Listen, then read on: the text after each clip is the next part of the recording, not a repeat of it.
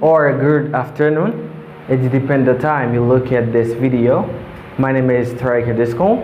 I'm so glad to join you in this lesson where you're gonna learn about 5 phrases for responding to good news. C'est ça que vous allez apprendre dans la vidéo aujourd'hui. Vous allez apprendre 5 petites phrases comment pour répondre à un monde qui porte une bonne nouvelle pour.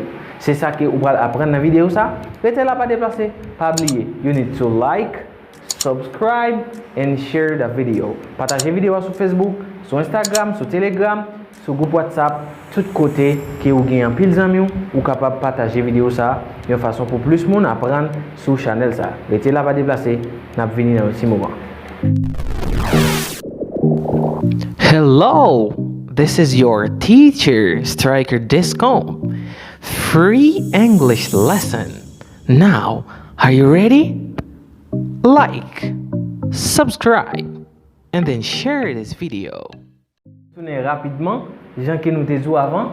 Je dis on va apprendre 5 phrases pour capable répondre à un monde de une bonne nouvelle. Un monde qui porte une bonne nouvelle pour vous, et bien on capable utiliser une 5 phrases ça yo pour répondre en anglais. Now let's get started. Don't forget, you need to like, subscribe and share the video everywhere. Vous capable partager n'importe côté. Okay. Now the first one is congratulations. I know you often use this one. When someone do a good job, when someone do a good work, you often use this one to respond this person. Ou souvent utiliser premier ça pour répondre moun nan. Ou souvent dit oh congratulations. Congratulations. For example, if I say to my mother, oh I passed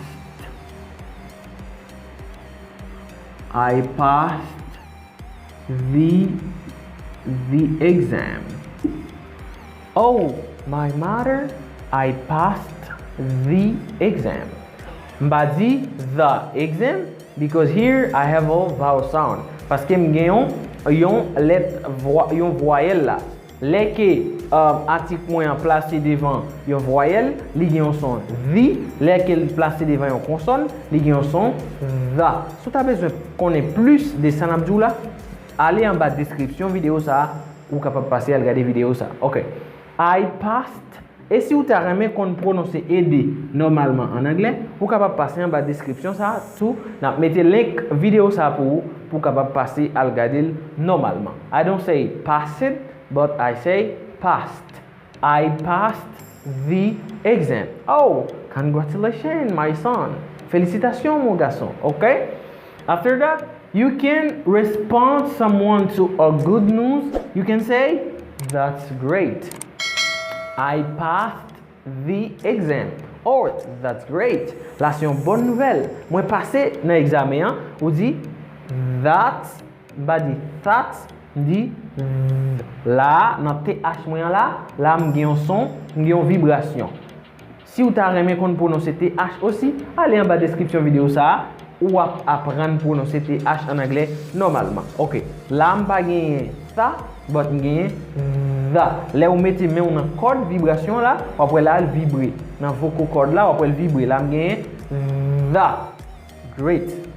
That's great. Okay. I passed the exam. Oh, that's great. Okay. After that, you can say, oh, wonderful. You can say, wonderful. Don't say wonderful, but I say wonderful. Wonderful.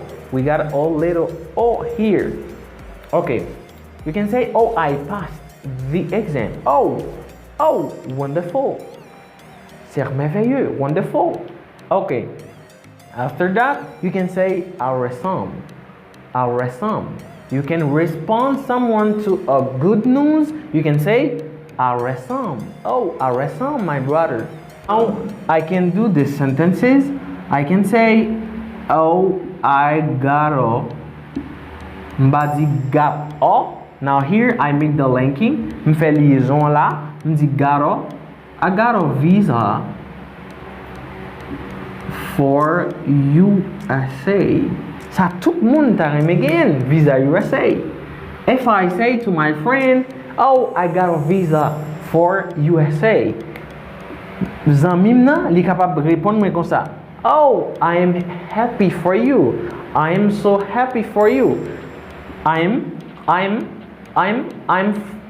so happy for you.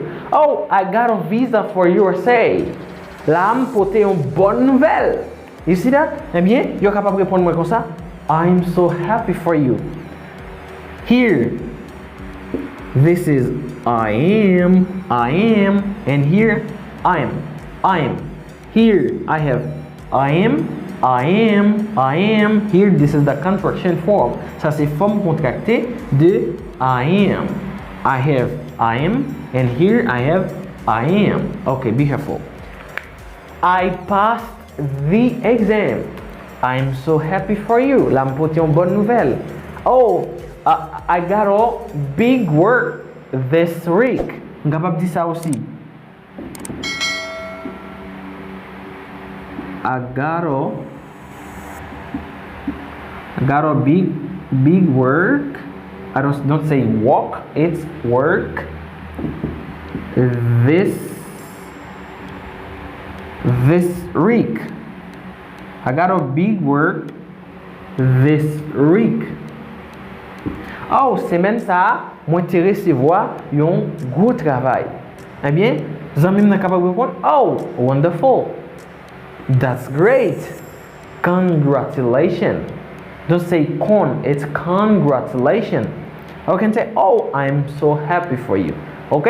Ça c'est 5 façons ou capable de répondre à un monde qui porte une bonne nouvelle pour 5 phrases for responding to good news in English. Don't say news, but it's news or good news.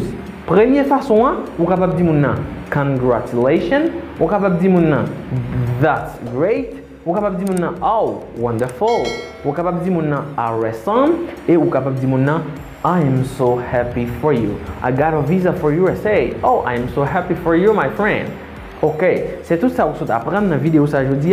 Si vous apprendre des bagages qui nouveaux, bagages que vous pas connaître en anglais, qui ça vous besoin faire? Vous besoin pour like et puis pour subscribe et puis pour share vidéo à tout côté. Je suis très content là avec vous. Pas oublier partager là avec vos amis, vos familles pour vidéo ça capable de joindre plus de monde qui regarde. Merci, n'a croisé dans l'autre vidéo. Goodbye.